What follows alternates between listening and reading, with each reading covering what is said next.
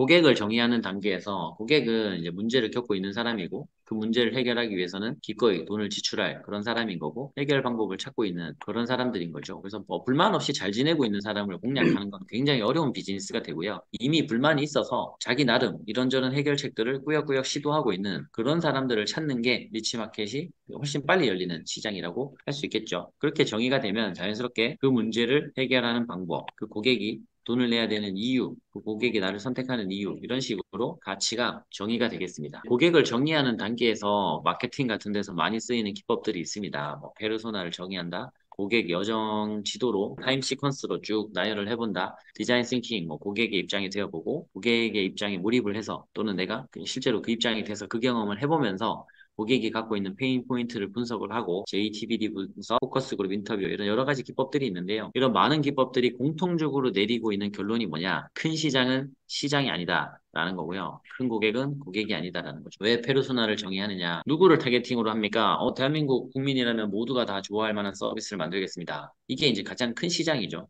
몇 천만 명이 시장이 되니까요. 하지만 세상에 그 어떤 물건을 만들어도 남자도 좋아하고 여자도 좋아하고 어른도 좋아하고 아이도 좋아하는 그런 물건은 없습니다. 아이들이 엄청나게 좋아하는 뽀로로 같은 캐릭터도 어르신들은 당연히 안 좋아하겠죠. 그래서 시장을 너무 크게 정의하는 건 더 이상 시장이 아닌 거죠. 그래서 사업 계획 같은 거를 누군가한테 제시를 하다 보면 또는 스스로 시장을 정의하다 보면 너무 작은 시장을 정의하면 아쉬울 수 있거든요. 뭐 캠핑카 관련된 시장으로 정의한다. 그럼 대한민국에 캠핑카가 얼마 없기 때문에 이렇게 시장을 정의하면 수익 모델도 잘 안 나오고 회사가 아무리 성장해봐야 매출액에 한계가 생겨버리고 그러면 기업 가치에도 한계가 생기거든요. 그러면 조금 더 넓혀서 캠핑카 시장이 아니라 그냥 자동차 렌탈 시장으로 가겠다. 이러면 사실은 이미 기존의 플레이어도 너무 많게 되고 그 자동차 렌탈이라는 비즈니스를 잘하기 위해서 우리가 갖춰야 되는 이야기들이 너무 많아지기 때문에 스타트업이 감당하기 어려운 이야기가 됩니다. 그래서 시장을 크게 잡으면 재무적인 수치가 예쁘게 나올 것 같지만 사실은 앞서 말했던 이 오각형이 전혀 완성이 안 되는 부작용이 생길 수 있기 때문에 시장을 더 작게 정의하라는 거고요. 페르소나 같은 경우에는 엄청 작게 정의하잖아요.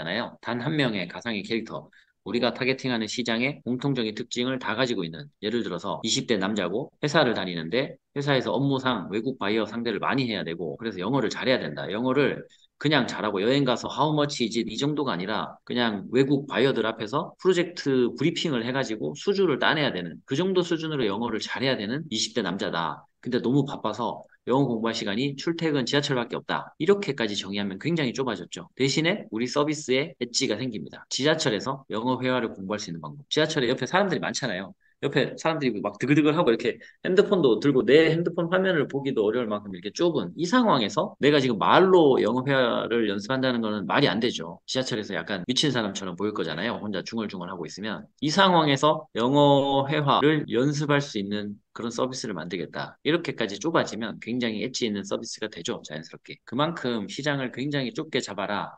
라는 걸 권하는 게 페르소나 분석이고요. 고객 여정지도 분석할 때도 대한민국 국민 전체를 고객으로 정의하면 사람마다 전부 다 고객의 여정이 다르잖아요. 인터넷에서 정수기를 산다. 좀 나이 있는 사람들은 매장에 방문해가지고 하이마트 같은 데 가서 구경할 거고요. 또 어떤 사람들은 영업사원을 부를 겁니다. 코웨이도 부르고 뭐 청어도 부르고 집으로 영업사원들 순서대로 다 불러서 이 사람 저 사람 다 얘기 보고 들어보고 결정하겠죠. 좀 젊은 사람들은 인터넷에서 다 검색할 거고 어떤 사람들은 다나와처럼 종합적으로 분석해 주는 대로 갈 거고 어떤 사람들은 리뷰해 주는 유튜버 한 명만 찍어가지고 그 유튜버가 정수기 비교해 준 거 보고는 그 사람의 추천대로 그대로 따라 살 거거든요. 그런 게 인플루언서 마케팅인 거고. 역시나 시장이 커지면 고객 여정이 다 달라지고 그러면 우리가 도출할 수 있는 시사점도 막 흩어지는 거죠. 그래서 고객 여정 지도 분석도 이 페르소나 정의 먼저 하고 시작하거든요. 고객이 누구인가를 굉장히 좁게 정의를 하고 그 사람의 실제 여정을 추적을 하는 것이 훨씬 시장에서 고객에게 실제 존재하고 있는 페인 포인트를 올바르게 발견할 수 있는 방법이다라는 거죠. 이만큼 6개 정도의 이름을 나열했는데 이게 지금 현재 우리가 살고 있는 이 순간에 지구에서 가장 많이 쓰이는 고객을 정의하고 시장을 정의하는 방법들이거든요. 이렇게 많이 쓰인다는 이야기는 이거보다 더 좋은 방법이 잘 없다는 이야기고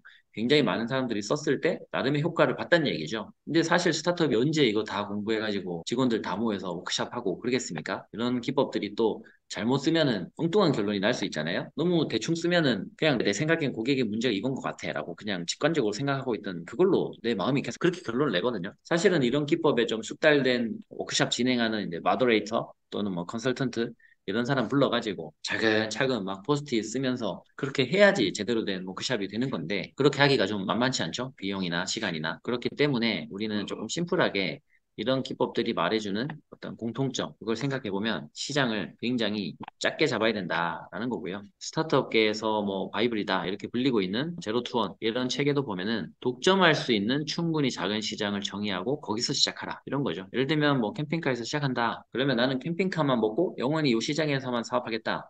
그런 개념이 아니고요. 처음부터 모든 차 이렇게 시작하면 그 안에서는 절대 1등 할 수 없다는 거죠. 캠핑카 이렇게 정의하면 거기서는 1등 할 수 있습니다. 그 페인 포인트에 다른 회사보다 우리 회사가 더 빨리 집중하고 더 빨리 도전했다는 이유만으로 1등을 할 수 있어요. 작은 시장이기 때문에. 그러면 그 시장에서 배운 교훈과 그때 쌓은 역량을 바탕으로 옆에 시장 가면 또 거기서는 1등 할 수 있어요. 옆에 시장은 조금 더 큰 시장이겠지만 내가 내공을 좀 쌓아왔기 때문에 거기서 1등 하고 나면 또 그 옆에 조금 더 큰 시장 가서 또 1등 할 수 있습니다. 내가 내공을 쌓아왔고 우리 회사의 브랜드가 쌓였기 때문이죠. 그런데 그렇게 하지 않고 처음부터 큰 시장으로 시작을 하면은 거기서는 절대 1등을 할 수 없다는 거죠. 그래서 무조건 독점해라. 이런 말이 아니라 진짜 여기는 내가 독점할 수 있다. 1등 할 수 있다. 마켓시 50% 넘길 수 있다. 이 정도로 작게 시장을 정의하고 시작을 하는 것이 우리 회사의 특징을 확실하게 보여줄 수 있는 그런 뾰족한 사업 모델이 된다. 이런 거고요. 그런 관점에서 생각해 보면은 나의 고객은 단 한 명이다. 페르소나로 설정을 하는 게 단 한 명이다. 20대 남자 이것도 아니고 당장 3개월 뒤에 외국인 앞에서 영어 프레젠테이션을 해야 되는 내 친구 뭐 김철수 이 한 명. 이 친구가 3개월 만에 이 프로젝트에 대한 영어 PT를 할 수 있을 만큼 실력을 올려주겠다. 지하철에서만 공부해서 이런 식으로 접근을 하자는 거죠. 이런 게 굉장히 많은 방법론들 그리고 이쪽 분야에서 워낙에 유명한 피터 틸 같은 이런 사람들이 추천을 해주고 있는 겁니다. 피터 틸이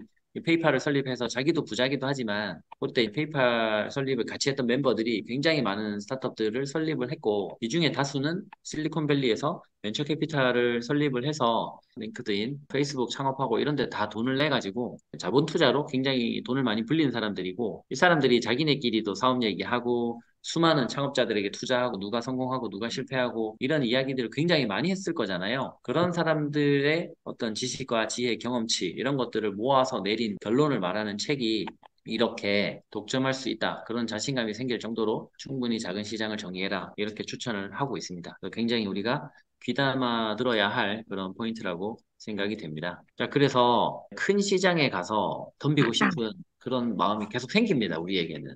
누군가에게 사업 PT 할 때도 그런 마음 생기거든요. 예를 들면 대한민국 전체를 시장으로 하겠다. 대한민국에서 영어 공부하는 모든 사람이 좋아할 만한 앱을 만들겠다. 그럼 뭐 예를 들어 이제 1천억 시장이 되겠죠. 거기 가서 1%만 먹어도 나의 매출 10억이 나온다. 월 매출 10억이 나온다. 그러면 1% 못 먹겠냐, 설마. 이런 생각이 들 수 있거든요. 이렇게 정의를 하고 싶어요. 근데 반대로, 아까 말한 대로 20대고 젊은 친구고 내가 목소리로 말을 할 수 없는 상황에서 회화 연습을 할 수 있는 앱을 만들겠다. 그리고 초보자 영어, 하이, 헬로 이런 게 아니라 굉장히 고급진, 좀 있어 보이는 영어 프레젠테이션, 어떤 전문적인 내용을 아주 길게 우르르르르 설명을 해야 되는 그런 데다가만 초점을 맞추겠다 하면 이제 용어가 달라지잖아요. 짧게 짧게 일상 언어 하는 사람들은 미국인이 실제로 대화에서 많이 쓰는 미국 사람들의 루틴 이런 걸 많이 가르쳐야 되고 비즈니스 영어에서는 굉장히 달라져야 되거든요. 가르쳐야 되는 콘텐츠도 그런 식으로 정의하면 20억 시장밖에 안 됩니다. 20대 남자의 비즈니스 프레젠테이션 해야 되는 사람이 다만 거기에 초점을 맞춘 엣지 있는 서비스는 없기 때문에 내가 도전하면 50%는 점유할 수 있다.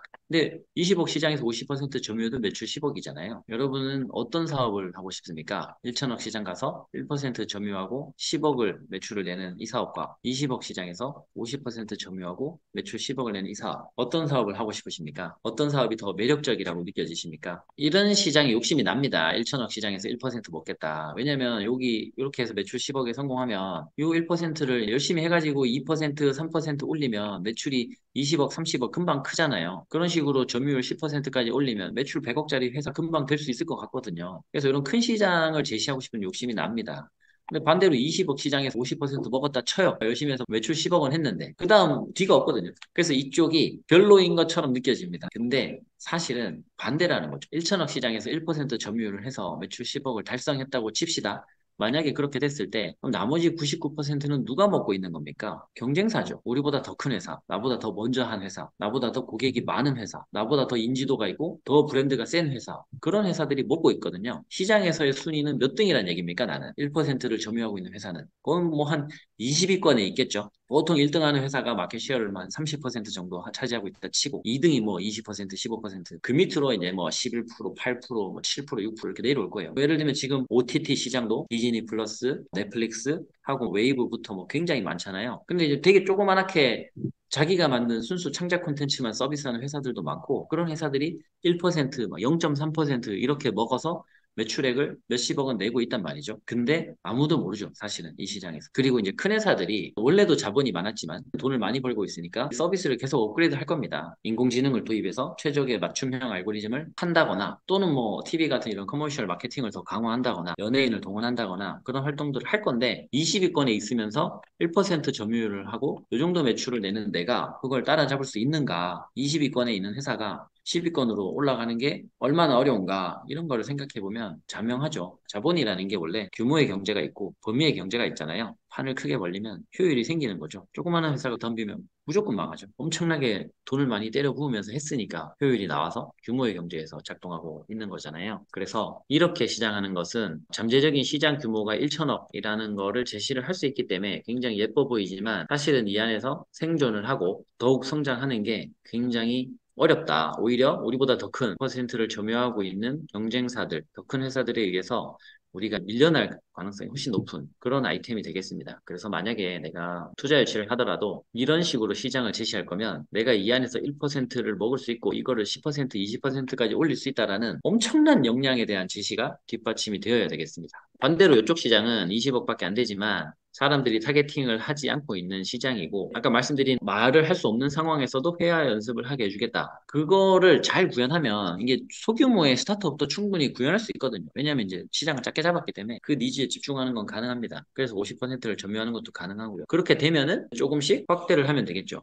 지하철에서 공부하는 게 아니라 도서관에서도 공부할 수 있고 회사에서도 옆에 동료들이 막 있는데 내가 이렇게 소리 내서 영어 회화 연습하면 좀 민망하잖아요. 그다음에 전화 영어 시장. 친구들이랑 술 먹다 말고도 나가서 전화 영어 하고 꾸준히 하시는 분들도 많은데 말로 하는 건 좀 부담이 된다. 그러면 이제 일정한 시간이 되면 전화를 하는 게 아니라 이제 채팅이 시작돼서 영어 회화 연습을 할 수 있는 서비스가 나와서 예를 들면 듣기는 음성을 듣고요. 내가 하는 말은 직접 타이핑을 한다거나 아니면 음성을 듣고 나서 내가 말할 거는 예문이 한 10개 나오면 그중에 내가 이제 3번 대화 하겠다 나는. 그럼 상대방은 그거에 맞는 대화를 또 음성으로 하고 그럼 나는 또 클릭해서 선택하고 또는 직접 입력해도 되고 이런 식으로 단어 선택과 문장 완성에 대한 회화 연습을 해줄 수 있는 뭐 그런 서비스를 만든다면 이걸로 확장할 수 있는 시장은 있단 말이죠. IR 같은 데서 제시하기를 20억 시장 제시하고 50% 점유할 수 있는 계획과 역량을 제시하고 이게 되면은 우리는 요 20억 시장 옆에 있는 요렇게 확장된 50억 시장 진출할 수 있고요. 도서관에서 영어 공부하는 사람 시장 여기 30억짜리 시장 여기 또 있고 이런 식으로 점점점 이렇게 옆에 시장들을 제시를 하면서 요 역량을 바탕으로 이렇게 시장을 확대하겠다